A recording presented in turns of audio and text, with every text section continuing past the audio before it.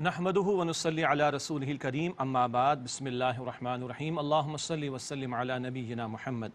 ناظرین کرام السلام علیکم ورحمۃ اللہ وبرکاتہ۔ والذین آتیناہم الکتاب یفرحون بما انزل الیک، اور جن لوگوں کو ہم نے کتاب عطا کی ہے وہ اس سے خوش ہوتے ہیں اے نبی جو آپ پر نازل کیا گیا صلی اللہ علیہ وسلم۔ اہل کتاب میں سے جو لوگ نبی علیہ السلام پر ایمان لے ان صالحین کا بیان۔ ومن الاحزاب من ینکر بعضا، اور بعض گروہ اس کی بعض باتوں کا انکار کرتے ہیں، اور سرے سے کچھ لوگ انکاری ہیں، نبی علیہ السلام کا انکار کر رہے ہیں۔ قل انما امرت ان اعبد اللہ ولا اشرک بہ، آپ فرما دیجئے بے شک مجھے تو یہی حکم دیا گیا ہے کہ میں اللہ کی عبادت کروں، ولا اشرک بہ، اور اس کے ساتھ کسی کو شریک نہ کروں۔ الیہ ادعو و الیہ مآب، میں اسی کی طرف بلاتا ہوں اور اسی کی طرف میرا ٹھکانہ ہے۔ وکذالک انزلنا حکما عربیا، اور اسی طرح ہم نے اس قرآن حکیم کو عربی زبان میں حکم کے طور پر نازل کیا، عربی زبان میں نزول ہوا۔ سورہ یوسف میں بھی ہم نے پڑھا وَلَئِنِ اتَّبَعْتَ أَهْوَاءَهُمْ بَعْدَ مَا جَاءَكَ مِنَ الْعِلْمِ، اور اے مخاطب اگر تم نے ان کی خواہشات کی پیروی کی اس کے بعد کہ تمہارے پاس علم سے آ گیا، پیغمبر کے ذریعے علم آ گیا، مَا لَكَ مِنَ اللَّهِ مِن وَلِيٍّ وَلَا وَاقٍ، تو اے مخاطب تمہارے لیے اللہ کے مقابلے میں نہ کوئی حمایتی ہوگا نہ کوئی بچانے والا۔ یہ انداز خطاب عموم کے اعتبار سے ہوا کرتا ہے۔ وَلَقَدْ أَرْسَلْنَا رُسُلًا مِّن قَبْلِكَ وَجَعَلْنَا لَهُمْ أَزْوَاجًا وَذُرِّيَّةً، اور یقیناً ہم نے رسول بھیجے آپ سے پہلے اور ہم نے ان کو عطا کی بیویاں اور اولادیں۔ وَمَا كَانَ لِرَسُولٍ أَن يَأْتِيَ بِآيَةٍ إِلَّا بِإِذْنِ اللَّهِ، اور کسی رسول کے لیے ممکن نہ ہوا کہ وہ لے آئے کوئی نشانی اللہ کے اذن کے بغیر۔ لِكُلِّ أَجَلٍ کتاب، ہر وعدے کے لیے ایک تحریر ہے۔ اللہ نے رسولوں کو انسانوں میں سے ہی چنا۔ یہ جو اعتراض کرے نبی علیہ السلام اور مشرکین مکہ، تو بتایا گیا پہلے بھی رسول آئے، ان کی بیویاں تھیں، ان کے بچے تھے، گھر گھر کے ہستی کے معاملات انہوں نے بھی چلائے، اور کوئی نشانی نہ لاتے رسول مگر اللہ کے اذن سے، اور ہر بات اللہ کے ہاں طے شدہ۔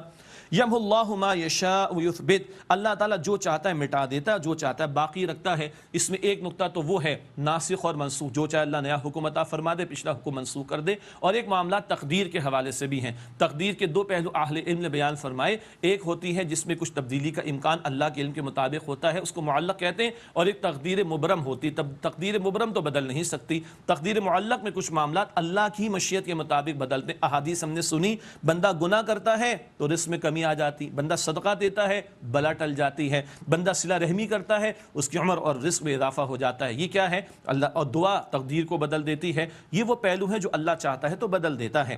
وَعِندَهُ أُمُّ الْكِتَابِ، اور اسی کے پاس لوح محفوظ ہے ام الکتاب۔ وَإِمَّا نُرِيَنَّكَ بَعْضَ الَّذِي نَعِدُهُمْ أَوْ نَتَوَفَّيَنَّكَ، اور اگر اے نبی علیہ السلام ہم آپ کو اس کا یعنی عذاب کو کچھ حصہ دکھا دیں جس کا ہم نے ان سے وعدہ کیا ہے، یا ہم آپ کو وفات دے دیں، اٹھا لیں، فَإِنَّمَا عَلَيْكَ الْبَلَاغُ، تو بے شک آپ کے ذمے تو پہنچانا ہے، وَعَلَيْنَا الْحِسَابُ، اور ہمارے ذمے ہے حساب لینا۔ یہ جو مخالفین حق ہیں ان کو تو اللہ نہیں چھوڑے گا۔ اولم یروا انا نأتی الارض ننقصها من اطرافها، کیا وہ نہیں دیکھتے کہ ہم چلے آتے ہیں زمین کو اس کے کناروں سے گھٹاتے ہوئے۔ اس میں ایک نقطہ تو یہ ہے کہ مکہ مکرمہ کے ارد گرد کے علاقوں میں لوگ اسلام قبول کر رہے ہیں، اور اسلام کے قبول کرنے والوں کی تعداد بڑھے گی، اور یہ جو مشرکین اور مخالفین ہیں ان کے گرد گھیرا تنگ ہوتا چلا جائے گا۔ واللہ یحکم لا معقب لحکمی، اور اللہ حکم فرماتا ہے کوئی اس کے حکم کو پیچھے ڈالنے والا اور ٹالنے والا نہیں ہے۔ وہو سریع الحساب، اور اللہ جلد حساب لینے والا ہے۔ وقد مکر الذین من قبلہم فللہ المکر جمیعا، اور جو لوگ ان سے پہلے تھے یعنی نافرمان، ان لوگوں نے چالیں چنی تو تمام کی تمام تدبیر کا اختیار تو اللہ کے پاس ہے۔ یعلم ما تکسب کل نفس، اللہ جانتا ہے جو کچھ کماتا ہے ہر شخص۔ وسیعلم الکفار لمن عقبی الدار، اور ان قریب کافر جان لیں گے کہ عاقبت کا، آخرت کا گھر کس کے لیے ہے، عمدہ ٹھکانہ کس کا ہوگا اور عذاب کس کے لیے ہوگا۔ آخری آیت سورہ الرعد کی، وَيَقُولُ الَّذِينَ كَفَرُوا لَسْتَ مُرْسَلًا، اور کافر کہتے ہیں کہ آپ رسول نہیں۔ قل، آپ فرما دیجئے، کفا باللہ شہیدم بینی و بینکم، اللہ میرے اور تمہارے درمیان بطور گواہ کافی ہے۔ ومن عنده علم الکتاب، اور وہ جس کے پاس کتاب کا علم ہے۔ اہل کتاب کی طرف بھی اشارہ کہ ان کے ہاں بھی بشارات موجود ہیں۔ الحمدللہ سورۃ الرعد کا مطالعہ مکمل ہوا۔ ایک وقفہ لیتے ہیں، سورہ ابراہیم کا انشاءاللہ تعالی آغاز کریں گے۔ الشیطان الرجیم، بسم اللہ الرحمن الرحیم۔ الف لام را، یہ حروف مقطعات، ان کا اصل مفہوم اللہ ہی کے علم ہے، اور اللہ کے پیارے نبی علیہ السلام اور اللہ کے درمیان یہ ایک راز کی بات ہے۔ کتاب انزلناہ الیک لتخرج الناس من الظلمات الی النور باذن ربہم، یہ کتاب ہے نبی علیہ السلام جو ہم نے آپ کی طرف نازل کی ہے تاکہ آپ لوگوں کو نکالیں ان کے رب کے حکم سے اندھیروں سے نور یعنی روشنی کی طرف۔ الی صراط العزیز الحمید، اس اللہ سبحانہ و تعالیٰ کے راستے کی طرف جو غالب ہے، تمام خوبیوں والا ہے۔ قرآن کا ایک عظیم ترین فائدہ کیا بیان ہو رہا ہے؟ گمراہی کے اندھیروں سے نکال کر یہ ہدایت کی روشنی کی طرف لانے کا سامان کرتا ہے۔ اللہ ہم سب کو قرآن حکیم سے مزید ہدایت عطا فرمائے۔ اللہ الذی لہ ما فی السماوات و ما فی الارض، وہ اللہ اسی کے لیے جو کچھ آسمانوں میں اور جو کچھ زمین میں ہے۔ وویل للکافرین من عذاب شدید، اور کافروں کے لیے سخت عذاب سے خرابی ہے۔ کون ہے کافر؟ عملی کفر کا بیان آ رہا ہے، بہت توجہ سے سنیے گا۔